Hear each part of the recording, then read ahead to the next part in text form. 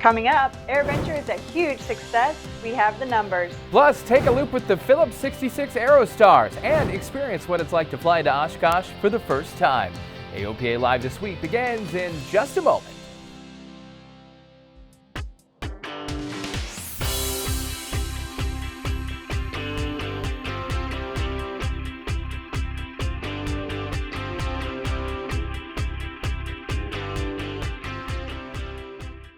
This is AOPA Live This Week with Alyssa Cobb and Paul Harrop filling in for Tom Haynes. We're back. We are finally back. And this is going to be the beginning of next resurgence of what we're going to see, I think, as far as AirVenture goes in the years to come. Yes, AirVenture is back. The Oshkosh show was among the biggest in history. That after a year off and few international visitors this year, all due to COVID-19. Folks, we're clearly happy to be back at Oshkosh, and the numbers reflect that. More than 10,000 aircraft flew into Whitman Regional Airport and other airports around Oshkosh. That includes more than 3,000 show planes, including vintage aircraft and warbirds. The campgrounds were packed to capacity. EAA says more than 12,000 camping sites, folks sleeping under their wings and others driving in, and they recorded some 608,000 visitor days. Not quite a record, but just 5% off the 2019 record attendance. Well, I tell you what, it just feels good to see all the people that we've seen over the years and celebrating aviation, and it's booming. I mean, I think almost everybody that's been here this week has seen activity like never before in terms of people buying things, fixing things, learning things. It's, the other night I made the comment that there's really been a growth in GA during this pandemic that most people aren't even aware of, and that's very, very encouraging for the future. I think it is. I think it bodes well that the 2022 is going to be a big year. What do you think? It's going to be, I think we're back in a trajectory we haven't seen before. And we'll have more of that chat between Mark and Jack later in the show. But despite all of the good feelings and optimism flying around Oshkosh, there was a four-letter word that was not only raining on the parade, but also raising fears of future thunderstorms. That word? LOTA.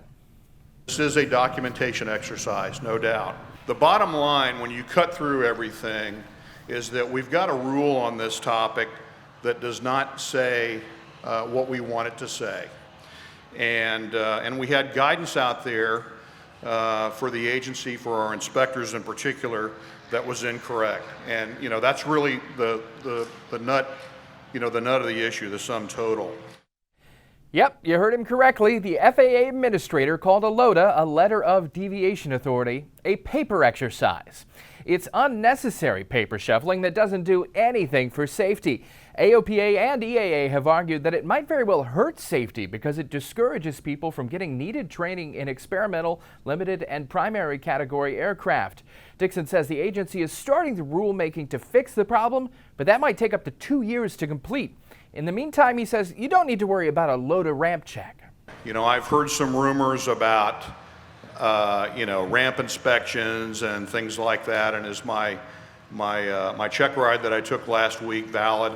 I just want to allay your concerns, all that. We're hearing those kinds of concerns.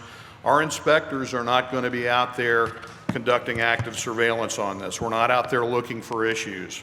Now, if someone brings something to us or raises a concern that an individual is operating outside the bounds of the spirit of the rule, or something falls into our lap, we'll look into it and follow up accordingly, but that's it. But let's just say that confidence is low that the FAA will get to the right result with rulemaking. And that process would definitely take too long. Some folks in Congress are as fed up as we are. So this is just more bureaucratic takeover is what it is. They're just trying to control everything about aviation. I think they were looking for an excuse and they found one. In this flight instruction gray area that they always, were looking, it was never a problem before. Now they've found it, and so they found a way to get at it. So they're using it. They're taking advantage of it. Congressman Graves and Senator Jim Inhofe of Oklahoma have introduced bills to fix the LOTA problem. The proposed law would make it clear that flight instruction is education, not operating an aircraft for compensation or hire. Well, there's nothing quite like flying into Oshkosh, especially for your first time. AOPA Senior Director of Communications Eric Blinderman is a newly minted private pilot of whom we're all very proud, and he shares a story about what his experience was like. I am a relatively new private pilot, having earned my certificate in May, and was thrown right into the fire by flying to Oshkosh a couple of months later. It was a great experience. It's basically everything that I trained for. Really led to this flight, and I've often heard if you can fly VFR private into Oshkosh, you could basically go anywhere. So now I'm looking to go anywhere. The most challenging part of it was flying into totally unfamiliar territory. New airspaces, new cities, new airports. You kind of have to stretch the knowledge a little bit from flying around the neighborhood of Frederick into neighboring states, different time zones, different regions. So there was a lot to absorb and a lot of decisions made in real time. And I do have to say that I've heard the saying often that a good pilot is always learning. I learned an awful lot on this trip, and I am grateful to Captain Dave Toulis, who was my co-pilot and mentor on this flight. As we were landing into the airport, seeing thousands of other aircraft already there, what I really loved were the people who were already there, kind of lining the taxiway with their lawn chairs, waving to the newly arrived planes, taxiing. For me, that was the moment that I realized that I was part of a community. It's been my dream to fly to fun new places, and now that I have Oshkosh under my belt, I really do have the world to where I want to go. That is great. Well, the flight in is just the beginning of all there is to experience at Oshkosh. The afternoon air show drew thousands out to the flight line. And for the pilots of the Phillips 66 Aerostars demonstration team, Oshkosh was only their second show since the COVID layoff. Their first performance was at Sun and Fun in April. Now, during their long layoff, they worked hard to stay sharp and to add something new to the routine. Harv and I really pushed ourselves to bring a new figure to the. We took it as an opportunity to increase our show presence and complexity. So we've put in a formation outside figure, which currently nobody in North America, I think, is doing it. Wow! It really forced us to get in the air and fly all the way up through November in Northern Illinois last year. And then we were back at it as soon as the spring broke. I mean, we were out practicing in the spring, sometimes 20-degree Fahrenheit in an extra with no heat. The Aerostars will be flying their extras later this month at the Decatur, Illinois 75th Anniversary Air Show. And the Aerostars are working to promote flight training opportunities for women as well. As part of that, corporate jet pilot Kim Kish, iHeart Flying Foundation founder Rochelle Spector, and student pilot Lindsay Costabile took a formation aerobatic flight over Wisconsin with the Aerostars. We were able to go up, get ready, set up for the maneuver, handed the flight controls back to the pilots, and that's when we started our descent and went into this enormous loop, came back around, did another, broke to the right, and then into a barrel roll. It was just probably 2 minutes of pure adrenaline. I think I had tears in my eyes from happiness. The women flew with the team to announce the new flight training scholarships. They are through a partnership between the Aerostars and the iHeart Flying Foundation. iHeart Flying Foundation provides opportunities and scholarships specifically to women who are underrepresented in the industry, and this provides an opportunity to introduce and excel those aviators in the industry. We can find out more about the scholarship on the iHeart Flying website. Another claimed eVTOL first for AirVenture at Oshkosh. Last week we told you that Volocopter claimed to be the first public crewed electric vertical takeoff and landing in the U.S. Well, Opener claimed it flew the first public human-operated eVTOL fixed-wing aircraft demonstration. See how finally they split those hairs? They're really different machines for different functions. Volocopter is going after the advanced air mobility market with a commercial air taxi, and Opener's Blackfly is a single-seat recreational vehicle in the ultralight class, so you won't need an airman certificate to fly it, and the FAA won't certify it. But when it comes to extreme vertical takeoff and landing machines, Bell has a new concept for the U.S. military. They just released this image for a machine they say will cruise at more than 400 knots, so they're calling it, of course, the HSVTOL, like we need another acronym, that stands for High Speed Vertical Takeoff and Landing. Bell is proposing a variety of sizes and gross weights ranging from 4,000 pounds to 100,000 pounds. That would make the Osprey look pretty stodgy. Well, 5 new sport pilots and a new CFI received their wings at AirVenture in Oshkosh. The annual ceremony recognizes graduates of the nonprofit Able Flight's annual scholarship program, which provides people with disabilities opportunities in aviation. Now, they train at Purdue University in specially equipped Sky Arrow light sport aircraft. Steve Curry used his Able Flight scholarship to become a CFI. He lost part of his leg in Iraq, but he earned his private and commercial certificates, instrument, and multi-engine ratings. I've always been fascinated by aviation, airplanes, anything that could fly, but always thought that that was something that only certain people were allowed to do. You had to be cut from some kind of special cloth to be a pilot. And the past couple of years, I've kind of figured out that really it's accessible to anybody. You just got to figure out how you're going to do it and set your mind to it, and you can do it. Well, Steve is going to work as a full-time CFI. What an inspirational story. Oh, absolutely. And Able Flight produces all those wonderful pilots with great stories. It is really, if you've never been at Oshkosh to the Able Flight wing spinning ceremony, make a point to get there next year. It'll just be the highlight of your week. It truly will. Well, she calls it thinking outside the shoe. Jessica Cox is the first person with no arms to become a pilot, and thinking outside the shoe is how she figured out how to do so many things related to flying. She flies an air coupe with her feet. The air coupe was well suited for her because of its lack of rudder pedals. The rudder and ailerons are interconnected. But Jessica told the audience in the AOPA program pavilion at AirVenture that she's taking on a new challenge. She is going to build an airplane. So the custom control airplane will be an RV-10, built to be flown with feet. And we are starting this project literally in a year's time, hopefully. There is a back order on some of the kit airplanes, so it will take a year before we get the first kit. And then we will start to build this with different custom controls that will be used for me in the left PIC seat. And the right seat will have the same controls for anyone else to fly. So the goal will be to build this plane from scratch with all these different prototypes, and we encourage anyone who has ideas about how we can do this to share with us what it is that you think is going to make this possible, because we are starting from basically just ideas and making it possible to retrofit an airplane to be flown with feet. Well, she'll face an additional challenge. She flies the air coupe in the light sport category, so she doesn't need a medical.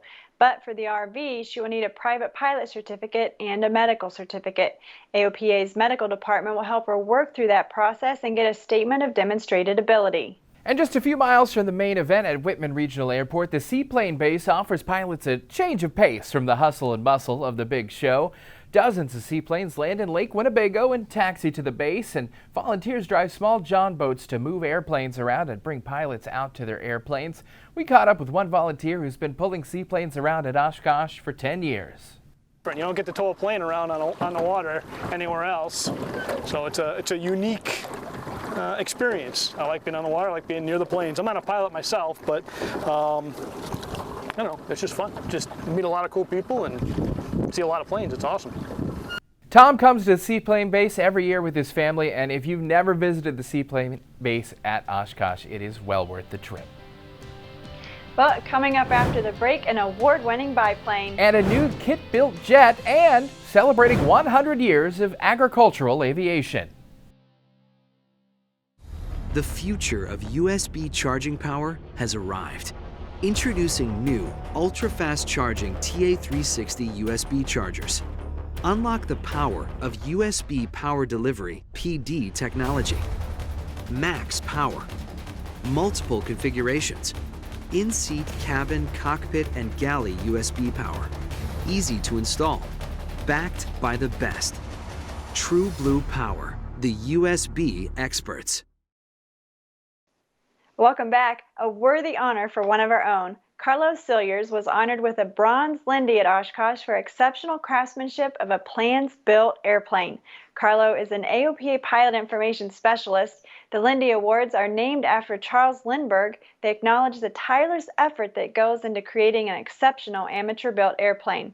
He spent years building the Hats biplane, and it is truly beautiful. I was fortunate enough to see the early stages of the aircraft coming together. Now, we'll have more about the project in a later episode. Congratulations, Carlo. We're so proud of you. Now, this is one heck of a home built. Making its AirVenture debut, the Stratos 716X prototype. This is the experimental kit-built version of the upcoming certified Stratos 716. The company started out with a home-built kit to use the process to refine the aircraft. So once the button is pushed on certification, we've worked out most of the any major potential problems, and in the experimental realm, it's cheaper and easier as a company to solve those problems. The company will offer 10 to 12 kits in 2022. The $2.5 million kit will turn into a 6-passenger single-engine jet that will cruise at 0.7 Mach at 41,000 feet. They say you can build it in as little as 9 months with some help from Builder Assist affiliate firms. Want to go halves on one?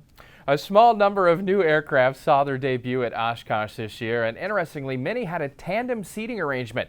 One of those is the Stream Sport, an experimental aircraft that's powered by Rotax 912 ULS or a turbocharged Rotax STI, And we now offer a turbo prop, a turbine, a PBS TP100 for incredible performance.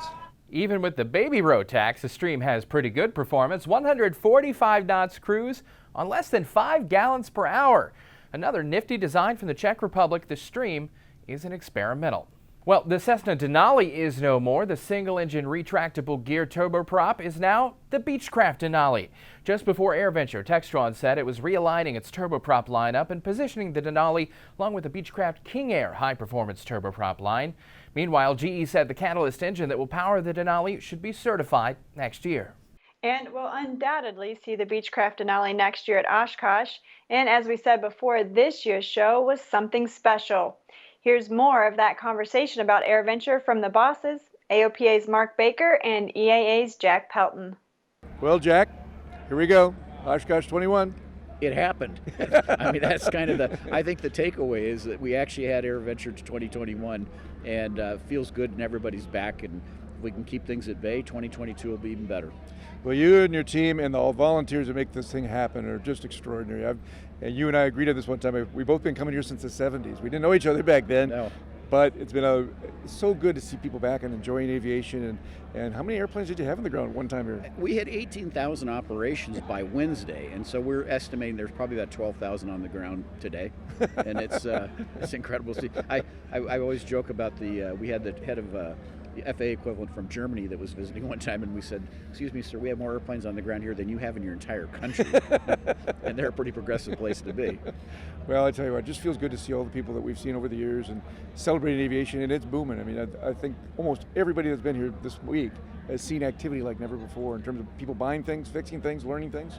It's, the other night I made the comment that there's really been a growth in GA during this pandemic that most people aren't even aware of, and that's very, very encouraging for the future. I think it is. I think it bodes well that the 2022 is going to be a big year. What do you think? It's going to be. I think we're back in a trajectory we haven't seen before. Good. Yeah, EA and especially at AirVenture, we're trying to use this as a platform to showcase innovation, because that's what's going to inspire young people to get involved. When they look at the old traditional vintage aviation, they're way beyond that. They want to design and develop and be a part of the new things, and that starts with things like the unmanned. It goes to commercial space, and we're going to continue to make sure that this is a place that they can experience for the first time. I even think what they saw at the Stoll competition inspired a lot of young people too, because they see it as a pretty cool category that they can get into pretty easily. And that's kind of the lifestyle piece that you and I enjoy from a recreation. I mean, we both have flown necessary for our businesses professionally, but it's that recreational lifestyle. There's that whole side of that is really interesting. I mean, why go sit out on a pontoon boat in a lake when you can go to the backcountry and fly? Fly, exactly. Exactly right. Good. congratulations to you and your team. And I love being here. I like spending time with you. I think we've had lunch every day this week. Yeah. But I think we're the lost brothers that finally met up at our association duties, and it's been great. And boy, seeing the organizations working together on issues is really powerful. We don't have any space between us on the things that we celebrate in aviation and the things we can make happen in aviation because of these associations and 200 others that hang with us because of the leadership that you and I put together to say this is important, follow us. It is, and so thank you. Thank you, pal. Be well. See you next year. A lot of exciting things happening at Oshkosh, it looks like.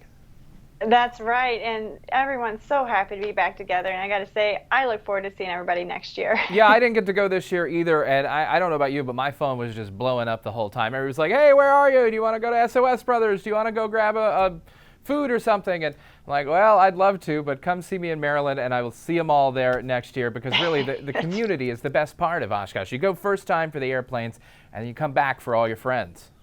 That's right. Well, if you've ever eaten food, worn clothes, or visited Florida, odds are your life has been made better by aerial application. From mosquito control to textile production to farming food, aircraft have been used in the process nearly 30% of the time. And they've been at it for 100 years this week. That landmark was celebrated by the National Agricultural Aviation Association. Call them aerial applicators, ag pilots, or yes, even crop dusters. Just remember, the world would be a lot different without these skilled pilots using high-tech aircraft. They're just great people and salt of the earth that love what they do in producing food, fiber, and biofuel for the world. And it all started a century ago with much more humble roots. This photo is of the actual first aerial application, August 3rd, 1921. Lieutenant John McCready was the pilot. He had a passenger by the name of Etienne Dormoy, who was literally the applicator. He had a crank applicator. He's putting out lead arsenate, literally dust in those days. That's where we got the term crop duster. The dust went on to catalpa trees used in telephone poles and railroad ties to eradicate sphinx moth larvae, and the idea worked. News of the aerial crop dusting spread to the fertile South, where boll weevils were destroying cotton crops. One of the upstart companies that rose to the occasion was an outfit called Huff Dallin Dusters. With their puffer airplane, they'd crisscross the South helping farmers. By 1934, they were known as Delta Airlines. But the industry has come a long way from Jennies, Puffers, Stearmans, and Ag Cats. Today's applicators are turbine-powered beasts driven by precision data made by companies like Thrush and Air Tractor. You know, at Air Tractor, our mission is to do our part to help feed and protect the world.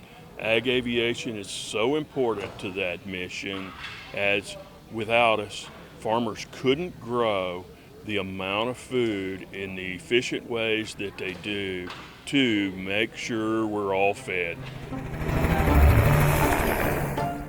So next time you see a pilot flying low under the wires, know they carry 100 years of history in that seat and a task of maintaining the world as we know it on their shoulders. Autonomous flight and biofuels are the next technological developments expected to change the aerial application world. Work is already underway to integrate those technologies into the industry. And the world's most famous crop duster got a hero's send-off from that event. Dusty Crophopper is the main character from Disney's film Planes. You may remember this air tractor was done up as Dusty to promote the movie. It flew around the airshow circuit in 2013. Well, this week, it made its final flight. It left the NAAA event and flew to Dulles Airport, where it will be on display at the Smithsonian Air and Space Museum's Stephen F. Udvar-Hazy Center. Smithsonian's General Aviation Curator Dorothy Cochran says it's going to be a great teaching tool for kids. Well, adding Dusty to the collection, comes in, it has many different facets. Of course, we're adding to our general aviation and agricultural aviation collection, which is very important. And part of my job as general aviation curator is to spread the word about how general aviation affects people every day. And food supply, you can't get much more critical than that. And Dusty will be on display starting in a few weeks. He rounds out the Smithsonian's Ag Airplane collection, serving as a modern example of an aerial applicator. Well, that's our show this week. Thank you so much for watching. As always, don't forget to like, comment, and subscribe. Ring that bell on YouTube, or you can send us your thoughts to the email address on your screen. That's right. Well, this week we leave you with one more taste of Oshkosh. AOPA Live's Josh Cochran went to the show for a couple of days with his son Elias and gives us a glimpse of what the show looks like from a 3-year-old's perspective.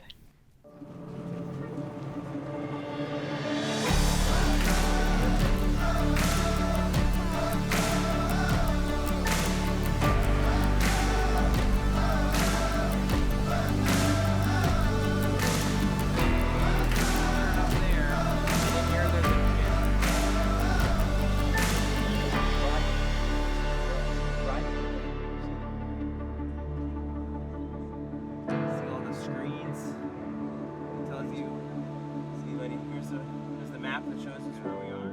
This is called a radial engine.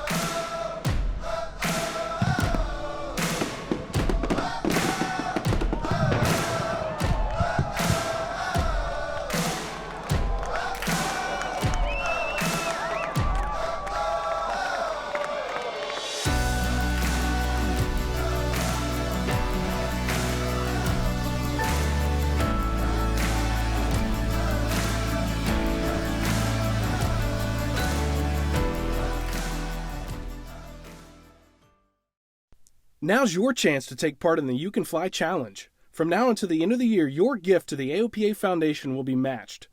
The high school initiative provides aviation STEM curriculum for students across the country. Flight training helps schools and instructors deliver the kind of experiences that today's pilots demand. Flying Clubs helps to start new clubs and provides support so existing clubs can flourish and grow. Help build a stronger pilot community today by visiting aopafoundation.org/challenge to have your gift doubled.